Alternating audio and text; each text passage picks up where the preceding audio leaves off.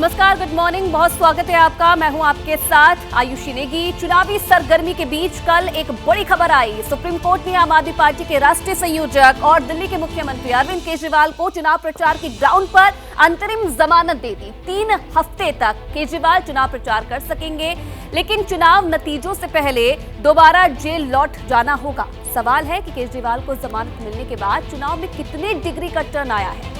3 हफ्ते में केजरीवाल की पार्टी कितनी सीटों पर मोदी फैक्टर को टक्कर देगी और केजरीवाल के बाहर आने से किसकी सीट में नफा नुकसान होगा। सारे सवालों के जवाब इस स्पेशल रिपोर्ट में मिलेंगे।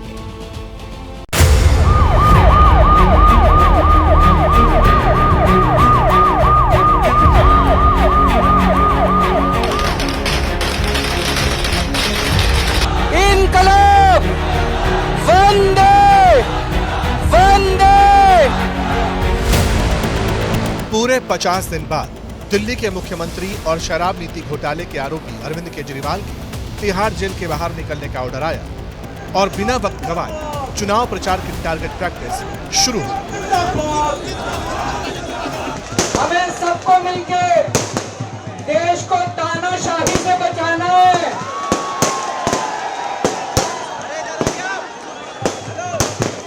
मैं तन मन धन से लड़ रहा हूँ, संघर्ष कर रहा हूँ तानाशाही के खिलाफ। ना तेवर बदले ना कलेवर, कानूनी दांव पेच और आरोप प्रत्यारोप की लंबी दलीलों के बाद सुप्रीम कोर्ट का फरमान केजरीवाल के लिए राहत तो लाया, मगर कई सवालों का बटन भी ऑन कर दिया। सवाल, केजरीवाल को बेल किसका बिगाड़ेंगे खेल। सुप्रीम कोर्ट के अंतरिम बेल मिलने से एक बात साबित हुई है कि आज सत्य की जीत हुई है। केजरीवाल प्रचार करेंगे, किसकी सीट कम करेंगे। अंतरिम जमानत मिलना मतलब ये नहीं कि आप अपराध मुक्त हो गए। पैरोल पर भी अपराधी बाहर आते हैं। एके पंजाब जाएंगे, क्या एनडीए का नंबर बढ़ाएंगे। माननीय सर्वोच्च न्यायालय द्वारा जो राहत आज श्री अरविंद केजरीवाल को मिली, हम उसका स्वागत करते हैं। केजरीवाल थामेंगे कमान, क्या टीम राहुल को नुकसान। जो दिशा में चुनाव आगे बढ़ रहे हैं, पूरे देश में भारतीय जनता पार्टी करारी हार का सामना कर रही है। चुनाव में चलेगी AK-21, किसकी बढ़ेगी टेंशन। देखिए, आप केजरीवाल कम से कम विक्टिम कार्ड तो नहीं खेल पाएंगे। ये तो नहीं कहेंगे कि उनके साथ भेदभाव हो रहा है, वो दुर्भावना के शिकार हैं। सारी की सारी अदालतें, सारी की सारी एजेंसियां उनके खिलाफ लगी हुई हैं। इज्जत करना सीखेंगे देश की जो लोकतांत्रिक प्रणाली है उसको। इन सवालों पर विस्तार से चर्चा होगी। ये भी बताएंगे कि केजरीवाल की 21 दिन की बेल को लेकर आम आदमी पार्टी की क्या तैयारियां हैं, पब्लिक केजरीवाल की बेल पर कैसे रिएक्ट कर रही है, जनता का सर्वे क्या है, सब कुछ आपके सामने होगा। लेकिन पहले केजरीवाल की अंतरिम बेल से जुड़ी कुछ अहम बातें जान लीजिए। आखिर कोर्ट रूम में हुआ क्या। अरविंद केजरीवाल को सुप्रीम कोर्ट ने 1 जून तक के लिए अंतरिम जमानत दे दी है। उन्हें 2 जून को हर हाल में सरेंडर करने को कहा गया है। जस्टिस संजीव खन्ना ने कहा कि अगस्त 2022 में ईडी ने केस दर्ज किया था, जबकि उन्हें मार्च 2024 में गिरफ्तार किया गया। यानी कि 1.5 साल तक ईडी आखिर कहां थी। उनका ये कहना है कि ये गिरफ्तारी पहले या बाद में भी हो सकती थी। फिर 22 दिन इधर उधर हो जाने से ज्यादा फर्क नहीं पड़ना चाहिए।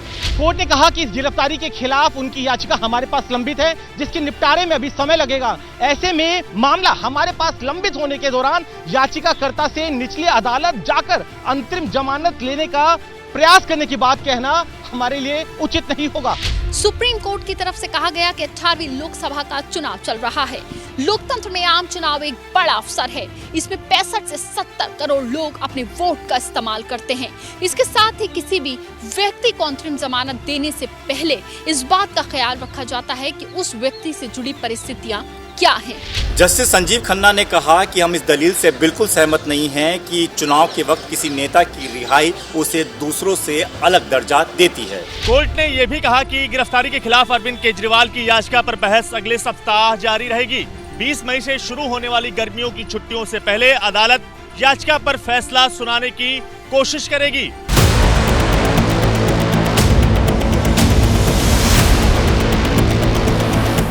ये सुप्रीम कोर्ट 2 बजे असेंबल की जो खंडपीठ थी कोर्ट 2 की, और उन्होंने बहुत शॉर्ट एक ओरल संक्षिप्त ऑर्डर प्रोनाउंस किया। उन्होंने कहा कि हमने डिसाइड किया है कि अरविंद केजरीवाल को इंतरिम जमानत दी जाएगी और वो इंतरिम जमानत 2 जून तक दी जाएगी। और उसमें ये भी क्लैरिफाई हो गया है कि उनके जब ये इस दौरान बाहर रहेंगे तो उनके बोलने पे, उनके कैंपेन पे कोई रिस्ट्रिक्शन नहीं है। जब ये इंतरिम ऑर्डर पास हो रहा था तब ईडी के वकील एसजी और एसजी ने उस समय भी कोशिश की कि कम से कम ये इस मैटर के ऊपर कुछ ना बोलें और इस तरह के रिस्ट्रिक्शंस, कुछ उनके मौखिक रिस्ट्रिक्शंस उनके ऊपर कि कैंपेन के ऊपर, वो कोशिश की। लेकिन सुप्रीम कोर्ट ने उन सारे ऑब्जेक्शंस को दरकिनार करते हुए कहा कि नहीं, हम जब इन्हें कैंपेन के लिए रिलीज कर रहे हैं तो हम इनके कहने क्या कह सकते हैं और ये क्या नहीं कह सकते हैं उस पर हम कोई रिस्ट्रिक्शन इम्पोज नहीं करेंगे।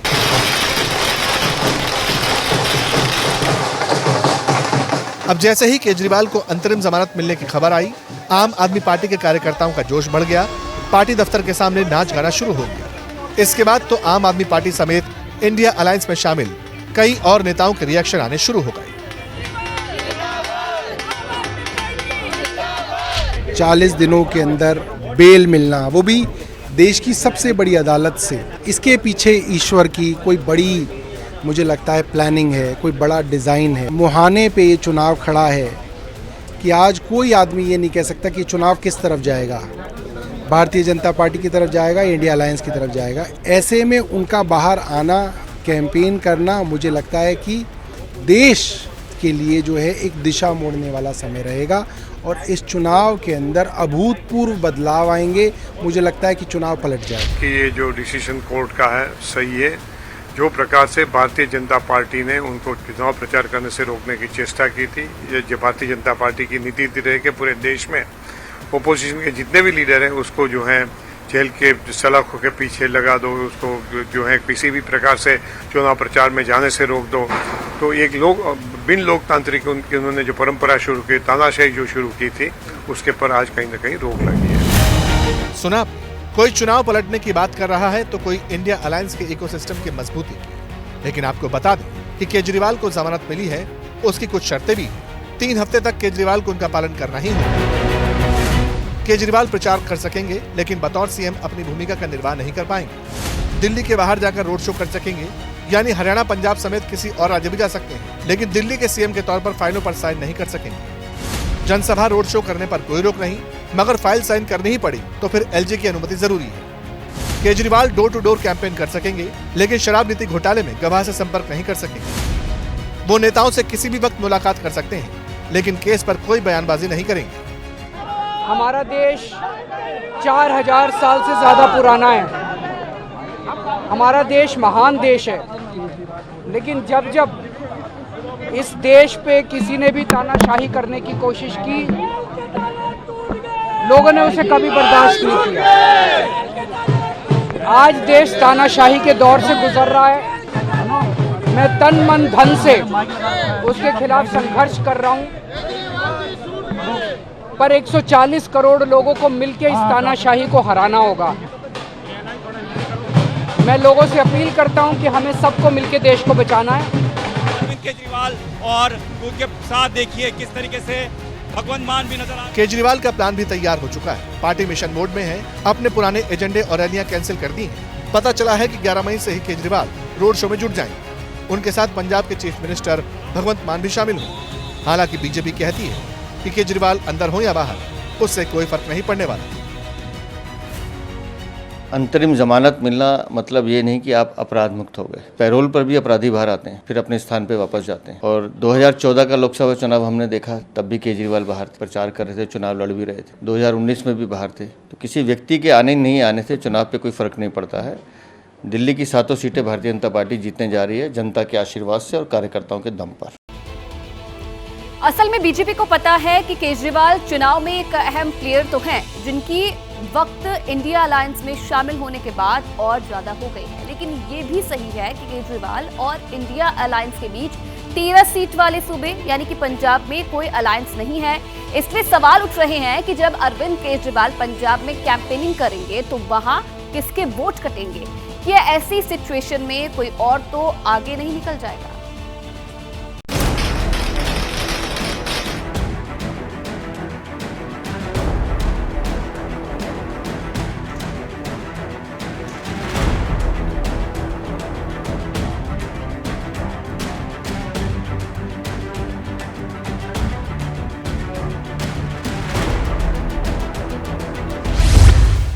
मोदी फैक्टर के सामने अब केजरीवाल फैक्टर कितना काम करेगा ये तो वक्त ही बताएगा, लेकिन इतना जरूर है कि अभी के लिए इंडिया ब्लॉक को केजरीवाल के जेल से बाहर आने से एक पॉलिटिकल स्कोर सेटल करने का मौका जरूर मिल गया। और ये जरूरी है, केवल अरविंद केजरीवाल की जन्मसिद्ध अधिकार का सवाल नहीं है, ये पूरी दिल्ली की जनता और देश की जनता का जन्मसिद्ध सवाल है। क्योंकि जब एक चुने हुए मुख्यमंत्री को आप गिरफ्तार करोगे तो कौन सा लेवल प्लेइंग फील्ड होता है? आप तमाम ऑपोजिशन को जेल में डालोगे और फिर चुनाव लड़ोगे और कहोगे मदर ऑफ डेमोक्रेसी। होता नहीं है मोदी जी। सत्य की जीत की तरफ एक कदम और एक बड़ी बात है। माननीय न्यायालय के हम बहुत आभारी हैं कि उन्होंने समझा लोकतंत्र के अंदर आप सत्ता का दुरुपयोग करके किसी को जेल में डाल सकते, लेकिन न्यायालय भी है जो न्याय देगा। इससे निश्चित तौर पर अंतर पड़ेगा। परिवर्तन आ रहा है, लोग परिवर्तन के लिए वोट कर रहे हैं। केजरीवाल को जमानत मिलने पर कांग्रेस के नेता कोर्ट को थैंक यू बोल रहे हैं, लेकिन ये भी जान लीजिए कि ये वही कांग्रेस है जिसके साथ सीटों के बार्गेन को लेकर केजरीवाल की पार्टी अड़ गई थी। असल दिल्ली, पंजाब और हरियाणा पर आम आदमी पार्टी और कांग्रेस दोनों का फोकस है। दिल्ली में आम आदमी पार्टी और कांग्रेस के बीच अलायंस हो गया। आम आदमी पार्टी 4 और कांग्रेस 3 सीट पर लड़ रही है। यहाँ चुनाव 25 मई को है। हरियाणा में अलायंस के तहत आम आदमी पार्टी कुरुक्षेत्र और गुजरात के भरूच सीट पर लड़ रही है। हरियाणा में चुनाव 25 मई को है। मसला पंजाब का है। पंजाब में कांग्रेस और आम आदमी पार्टी दोनों दल सभी 13 सीट पर अकेले चुनाव लड़ रहे हैं। यहाँ 1 जून को वोटिंग है। इसका मतलब ये हुआ कि केजरीवाल के पास फिलहाल 19 सीटों की बार्गेनिंग पावर है। ऐसे वक्त में जब चुनाव प्रचार चल रहा है और देश में एक भ्रष्ट राजनीति को हटाकर एक साफ सुथरी राजनीति लाने के लिए लोग पूरी तरह से आतुर हैं, ऐसे में अरविंद केजरीवाल जी का आना ऐसा समझ लीजिए जैसे बस एक बहुत बड़ा योगदान, बहुत बड़ा तोहफा हिंदुस्तान की आवाम को मिल गया। पूरे देश में प्रचार होगा और इंडिया अलायंस 100% जीतेगा और सरकार बनाएगा। देखिए, लोगों में बहुत उत्साह है। मुझे लगता है कि ये अरेस्ट पॉलिटिकल था। नरेंद्र मोदी घबरा रहे थे कि अरविंद केजरीवाल बाहर रहेगा तो उनकी पोल खुलती रहेगी, लेकिन कहते हैं ना कि ऊपर वाले भगवान के घर देर है अंधेर नहीं है, और अरविंद केजरीवाल आ रहे हैं और दुगुनी ऊर्जा से आ रहे हैं। अब ना केवल आम आदमी पार्टी बल्कि पूरे देश के वो तमाम लोग जो मोदी जी की तानाशाही का अंत करना चाहते हैं, अब दुगुनी ऊर्जा से लोगों के बीच में जा रहे हैं। तो एक बात तो अब ये तय है कि नरेंद्र मोदी जी की तानाशाही का अंत निश्चित है और ये तानाशाही का अंत करने का माध्यम अरविंद केजरीवाल बनेंगे। सवाल है, दिल्ली, यूपी, हरियाणा, गुजरात में कांग्रेस, आम आदमी पार्टी साथ है, मगर पंजाब में एक दूसरे के सामने। अब इस सिचुएशन से जनता में कंफ्यूजन है क्या फायदा दूसरों को मिल जाएगा? अब दिल्ली और पंजाब के चुनाव खासतौर से बचे हुए हैं, जहां दोनों जगह बड़ा स्टेक है। पंजाब में तो 13 सीटों पर है, तो पंजाब में भी यदि केजरीवाल जाते हैं तो वहां पर बहुत फायदा होगा। और दिल्ली में जाहिर है कि जहां भारतीय जनता पार्टी के पास 7 सीटें हैं, वहां पर आम आदमी पार्टी ज़्यादा ताकत के साथ, ज़्यादा उत्साह के साथ चुनाव लड़ सकेगी। नतीजे क्या होंगे ये तो अभी नहीं कहा जा सकता, लेकिन एक बड़ा उत्साह, बड़ी एनर्जी आम आदमी पार्टी को मिलेगी। और आम आदमी पार्टी जो एक तरह से पिछले दिनों से नेतृत्व विहीन दिख रही थी, लीडरशिप लेस दिख रही थी, उसको फिर से उसका लीडर मिल गया। भले ही ये टेम्परेरी काम हुआ है, लेकिन अभी चुनावों में ये इसकी बहुत ज़रूरत थी।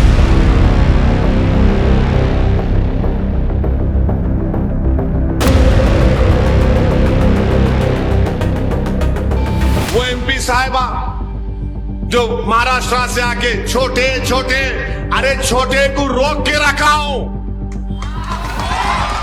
छोटे को मेरा कहना है, तेरे को 15 मिनट लगेंगे छोटे, और हमको सिर्फ 15 सेकंड लगेंगे। छोटे तुमको मालूम ही क्या है छोटा क्या है नहीं मालूम तुमको, तोप है वो। 15 सेकंड पुलिस को हटाया, 15 सेकंड अगर पुलिस को हटाया तो छोटे को बड़े को ये पता नहीं लगा कहां से आया और कहां को गया। बताइए आप, 15 सेकंड कहते इनको, 15 सेकंड मुर्गी का बच्चा हूं मैं? हाँ, 15 सेकंड कहते, छोटा क्या है नहीं मालूम तुमको, तोप है वो। तो तेवर देख रहे हैं आप, मानो बयानों से गुस्से का बारूद निकल रहा हो। माहौल देखकर ऐसा लग रहा है कि हैदराबाद में छिड़े इस वार के कई चैप्टर अभी खुलने बाकी है। बीजेपी सांसद नवनीत राणा ओवैसी और उनके भाई को ललकारती हुई दिखाई दे रही थी, लेकिन असदुद्दीन ओवैसी ने हैदराबाद में ऐसी हुंकार भरी है जिसकी गूंज महाराष्ट्र से लेकर दिल्ली तक सुनाई दे रही है। और इस पूरे विवाद में सबसे बड़े किरदार बनकर उभरे हैं अकबरुद्दीन ओवैसी। छोटे छोटे, अरे छोटे को रोक के रखाओ, छोटे को बहुत रोक के रखाओ। गोली चलेगी तो उसके रसूल की कदम पहले अकबरुद्दीन ओवैसी असदुद्दीन ओवैसी पे चलेगी। तुम अकबरुद्दीन ओवैसी के कमजोर जिस्म को देख के ना समझो कि कमजोर हो गया। आज भी इतनी ताकत है कि इन हाथों से तुम्हारे गिरेबानों को लौट सकता हूं। छोटे छोटे, तुमको मालूम ही क्या है छोटा क्या है नहीं मालूम, तुमको तोप है वो। बोर बच्चा है, सालार का बेटा है, बहुत मुश्किल से समझा के बिठाना पड़ता उनको, बहुत मुश्किल से। और उनको समझाने वाले का नाम असदुद्दीन ओवैसी है, किसके बाप को नहीं सुनने वाला है छोटा।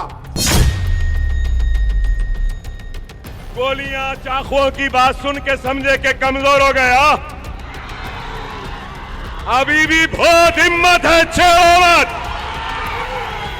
कोई माय का लाल पैदा नहीं हुआ मुझे रोकने के लिए।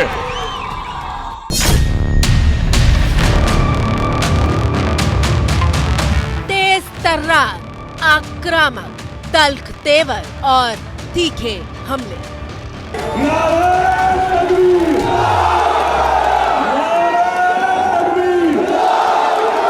चंद्रायन गुट्टा है, चंद्रायन गुट्टा है। आवाज ऐसी नहीं, जैसी ये आवाज है इससे बड़ी आवाज।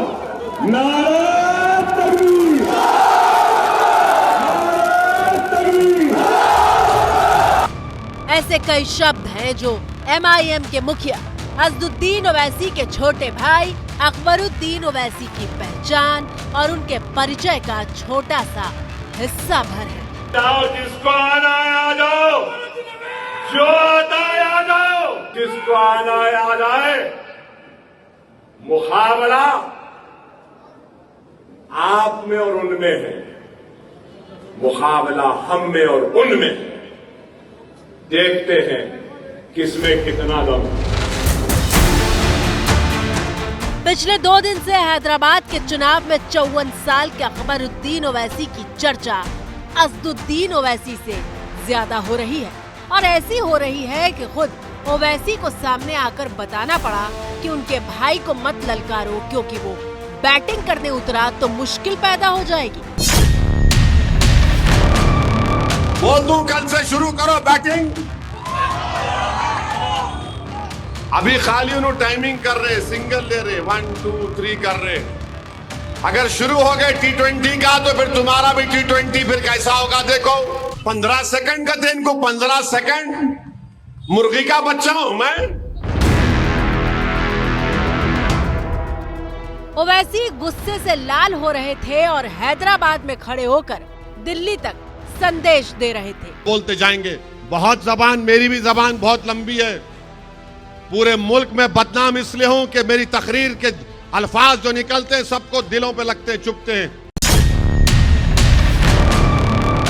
दरअसल इस जुबानी जंग की शुरुआत महाराष्ट्र के अमरावती में बीजेपी सांसद नवनीत राणा के बयान से हुई थी। नवनीत राणा हैदराबाद में बीजेपी उम्मीदवार माधवी लता के चुनाव प्रचार के लिए पहुंची थी। इस प्रचार में उन्होंने ओवैसी के छोटे भाई अकबरुद्दीन ओवैसी के 12 साल पुराने बयान को कोट करते हुए एक बयान दिया।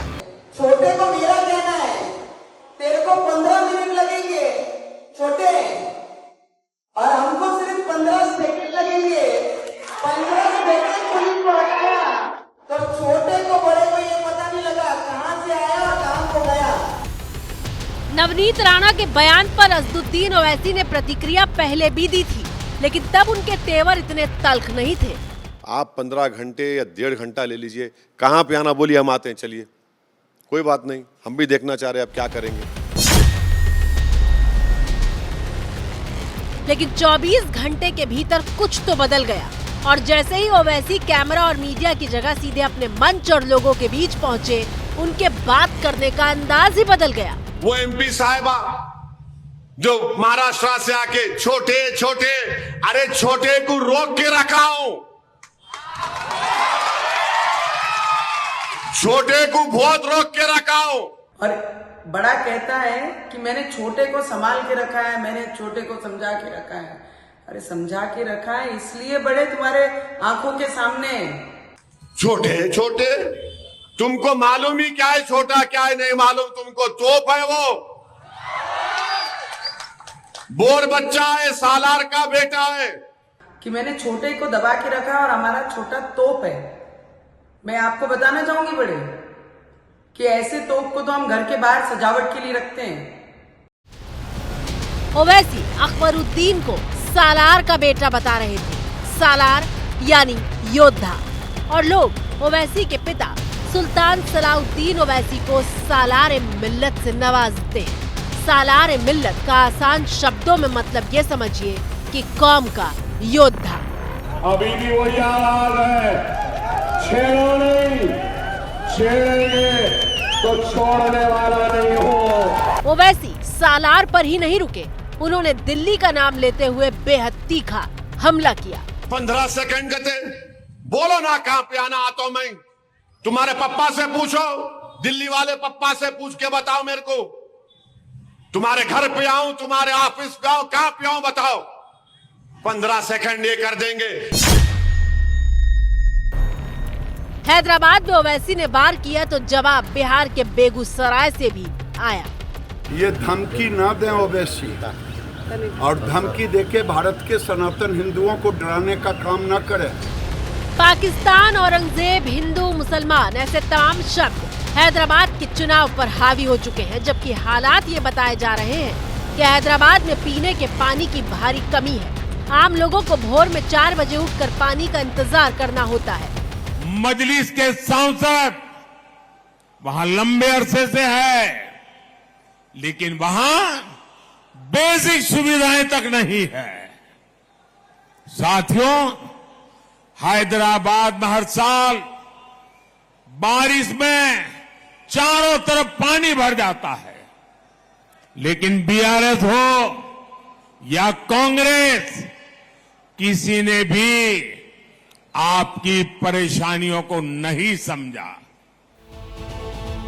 तो समझ लीजिए कि यही हो रहा है। हैदराबाद के चुनाव में ध्रुवीकरण हावी हो चुका है।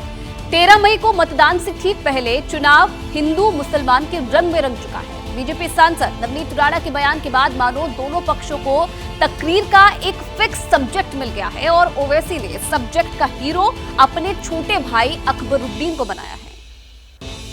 हम वही हैं, इस मुल्क को सजाए हैं, संवारे हैं, हम घुसपैठी नहीं हैं, हम इस मुल्क के बाशिंदे हैं। ये मुल्क हमारा था, हमारा है, हमारा रहेगा। पैदा नहीं हुआ उनको निकालने वाला।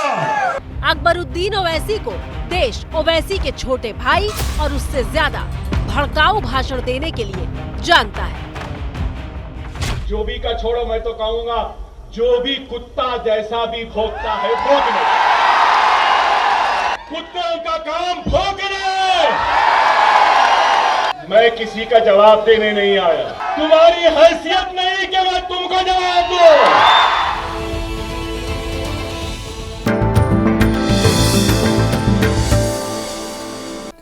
नमस्कार, मैं हूं ज्योतिषाचार्य संजीव शांडिल्य त्यागी। भाग्य की बात में आपका स्वागत है। अब देखते हैं आज का पंचांग। आज संवत 2081 में ग्रीष्म ऋतु में बैसाख शुक्ल पक्ष की चतुर्थी तिथि रात्रि 2:03 तक रहेगी। फिर पंचमी तिथि आरंभ हो जाएगी। आज 11 मई 2024 शनिवार का दिन है। आज मृगशिरा नक्षत्र है तथा सुकर्मा योग है एवं वणिज करण है। आज चंद्रमा का राशि संचार सारे दिन मिथुन राशि में रहेगा। आज राहुकाल प्रातः 9 बजे से प्रातः 10:30 तक रहेगा। आज यम घंटक योग दोपहर 1:30 से दोपहर 3 बजे तक रहेगा। आज अभिजीत मुहूर्त सुबह 11:38 से दोपहर 12:24 तक रहेगा। आज शुभ का चौघड़िया मुहूर्त प्रातः 7:21 से प्रातः 8:57 तक रहेगा। आज यात्रा करना सारे दिन दक्षिण तथा पश्चिम दिशा में कंपटीशन, नौकरी, इंटरव्यू, बिजनेस, धार्मिक व घूमने के दृष्टिकोण से करना शुभ रहेगा। डॉक्टरी सलाह, मेडिकल जांच तथा वैद्य की सलाह के लिए प्रातः 10 बजे से दोपहर 12:13 तक, फिर शाम को 4:55 से शाम 7:07 तक करना शुभ रहेगा। कॉरपोरेट व company affair, industrial dispute, property separation व सिविल मैटर से संबंधित मुकदमा दायर करने के लिए आज शुभ समय 10 बजे से दोपहर 12:10 तक रहेगा। अब बात करते हैं आज के 12 राशियों के राशि फल की। मेष राशि वालों के लिए आज का दिन शुभ व मंगलकारी रहेगा। लगन में शुक्र व बुध ग्रह की उपस्थिति से लक्ष्मी नारायण योग बन रहा है, जिससे आपका स्वास्थ्य अच्छा रहेगा। आपका व्यक्तित्व प्रभावशाली बनेगा। आज आप अपनी वाक्पटुता के कारण किसी सामाजिक समारोह में तथा कार्यस्थल पर लोगों को प्रसन्न करने में तथा आकर्षित करने में सफल रहेंगे। लक्ष्मी नारायण योग के कारण आपके जीवन में भौतिक सुख संपदा की वृद्धि की संभावनाएं हैं। साथ ही जीवन साथी के साथ संबंधों में आज नयापन महसूस करेंगे। वृष राशि वालों के लिए आज का दिन उम्मीद से बढ़िया जाने वाला है। आपकी सेहत अच्छी रहेगी। वाणी में मधुरता व सौम्यता रहेगी। पारिवारिक सदस्यों के बीच हास्य विनोद का भाव बना रहेगा। आज पारिवारिक सदस्य पुराने मतभेद को भुलाकर नए संबंधों की नींव रखेंगे। आज पारिवारिक बुजुर्गों से धन प्राप्ति के योग बनते हैं। किसी पुराने दोस्त के साथ मुलाकात भी संभव हो सकती है। प्रॉपर्टी या सरकारी बॉन्ड में किया गया निवेश आज आपको अर्थ लाभ दे सकता है। मिथुन राशि वालों के लिए आज का दिन उम्मीद से बेहतर जाने की संभावना है। आज आपका स्वास्थ्य अच्छा रहेगा। सीने का दर्द, नेत्र विकार या जुकाम की समस्या से आपको छुटकारा मिल सकता है। राशि में चंद्रमा की उपस्थिति आपके आत्मविश्वास को बढ़ा रही है। आज बिजनेस को बढ़ाने के इनोवेटिव आइडिया और विचार आएंगे। बीएड, एमएड, पीएचडी करे हुए विद्यार्थियों को आज कॉलेज या स्कूलों में जॉब लगने की संभावना बनती है। कर्क राशि वालों के लिए आज का दिन पहले से बेहतर जाने की संभावना है। आज आपका स्वास्थ्य अच्छा रहेगा। पुराने मित्रों के साथ बिताए पल आपको भावुक बना सकते हैं। परिवारजनों के साथ आज किसी पर्यटन स्थल पर जाने की संभावना बनती है। अकाउंट से संबंधित कार्य करने वाले व्यक्तियों को ऑडिट करने के लिए बाहर की यात्रा करनी पड़ सकती है। आज आपको ज़रूरत की चीज़ों पर आपके द्वारा खर्च किए जाने की संभावना बनती है। उच्च शिक्षा के लिए विद्यार्थियों के विदेश में पढ़ने की संभावना बनती है। सिंह राशि वालों के लिए आज का दिन शुभ व महत्वपूर्ण क्षणों को ला रहा है। आज आपकी सेहत पहले से अच्छी रहेगी। आज बुद्धिजीवी वर्ग में उठ बैठ रहेगी। आपकी माताजी की सामाजिक प्रतिष्ठा के कारण आपको व्यापार को बढ़ाने में मदद मिल सकती है। माताजी के नाम से किया गया व्यवसाय आपको लाभ दिला सकता है। आज आपकी वित्तीय स्थिति सुदृढ़ रहेगी। जीवन में तरक्की पाने के लिए आपको बड़े भाई का आशीर्वाद हमेशा लेना चाहिए। कन्या राशि वालों के लिए आज का दिन शानदार जाने वाला है। आज आपका स्वास्थ्य पहले से बेहतर रहेगा। महिला उद्यमियों के लिए आज का दिन महत्वपूर्ण व शुभ रहने वाला है। बिजनेस में आपके द्वारा किया गया उत्कृष्ट प्रदर्शन आपको आत्मसंतुष्टि दे सकता है। साथ ही बिजनेस में विशेष प्रदर्शन के कारण आपको सम्मानित भी किया जा सकता है। Fashion, artificial jewellery, boutique, beauty parlour में कार्यरत युवतियों को आज अर्थ लाभ की संभावना बनती है। तुला राशि वालों के लिए आज का दिन पहले से बेहतर जाएगा। आपके द्वारा बढ़ाई गई फिजिकल एक्टिविटी तथा मेंटल हेल्थ पर फोकस करने से आज आपकी सेहत अच्छी रहेगी। आज प्रोस्टेट से संबंधित कोई समस्या भी आपकी दूर हो सकती है। आज जीवन साथी के साथ पुराने मतभेद दूर होने की संभावना बनती है। आज पश्चिम दिशा की कोई यात्रा संभावित है। आज शेयर तथा पूंजी बाजार में स्मार्ट तरीके से किया गया निवेश आपको अर्थ लाभ दे सकता है। वृश्चिक राशि वालों के लिए आज का दिन सावधानी से बिताने का दिन है। आज आप लो फील कर सकते हैं। आज विचारों में अस्थिरता आ सकती है।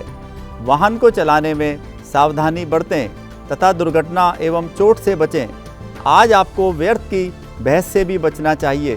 प्रॉपर्टी से संबंधित कोई लेन देन आज ना करें। व्यापार का विस्तार करने की किसी योजना को आज मूर्त रूप ना दें। आज हनुमान जी की पूजा व सुंदरकांड का पाठ करके ही कार्यस्थल पर निकलें। धनु राशि वालों के लिए आज का दिन करियर में नया मोड़ लेकर आ रहा है। आज आपका स्वास्थ्य अच्छा रहेगा। आज मन में उत्साह रहेगा। ससुराल से संबंधित किसी समस्या का समाधान होने की संभावना बनती है। जीवन साथी की सेहत अच्छी रहेगी। उनके साथ आपका प्रेम व आपसी समझ बढ़ेगा। जीवन साथी की बैंकिंग या फाइनेंस की किसी संस्थान में नौकरी लग सकती है। व्यापार के लिए लिया गया पुराना कर्ज भी आज उतर सकता है। मकर राशि वालों के लिए आज का दिन सावधानी से बिताने का दिन है। आज स्वास्थ्य पर आपको विशेष ध्यान देना चाहिए। किसी पुरानी बीमारी के दोबारा से उभरने से तनाव उत्पन्न हो सकता है। आज योग, ध्यान तथा नियमित अभ्यास को अपनी दिनचर्या में शामिल करना चाहिए। बाहर के भोजन व जंक फूड से आपको बचना चाहिए। कार्यस्थल पर किसी सहकर्मी की मदद करने की संभावना बनती है। किसी पुराने दोस्त को आर्थिक मदद सोच, विचार व समझदारी से करें। कुंभ राशि वालों के लिए आज का दिन अच्छे पलों को ला रहा है। आज आपका स्वास्थ्य अच्छा रहेगा। आपकी आर्थिक स्थिति पहले से बेहतर रहेगी। साइड में कोई नया व्यापार शुरू होने से आय के नए स्रोत बनेंगे। आपके द्वारा समझदारी से की गई डील से आज आपको धन लाभ हो सकता है। संतान के स्वास्थ्य को लेकर चली आ रही परेशानी आज दूर हो सकती है। संतान के किसी अच्छे स्कूल में आज एडमिशन की भी संभावना बनती है। संतान की उच्च शिक्षा के लिए कोई लोन आज पास हो सकता है। मीन राशि वालों के लिए आज का दिन महत्वपूर्ण तथा व्यस्तता से भरा रहेगा। आज आपकी सेहत अच्छी रहेगी। पेट से संबंधित कोई पुराना रोग तथा आंतों के इन्फेक्शन से छुटकारा मिल सकता है। पैतृक संपत्ति से जुड़ा कोई विवाद आपसी बातचीत से सुलझ सकता है। जीवन में उत्साह को बढ़ाने के लिए किसी हॉबी या मनोरंजन के साधन को आपको शामिल करना चाहिए। आज आपको अपने किसी दोस्त से उपहार भी मिल सकता है। कोरियोग्राफी, संपादन, लेखन, मछली पालन करने वालों को आज धन लाभ हो सकता है। भाग्य की बात में आज इतना ही। आपका दिन शुभ एवं मंगलमय हो। नमस्कार।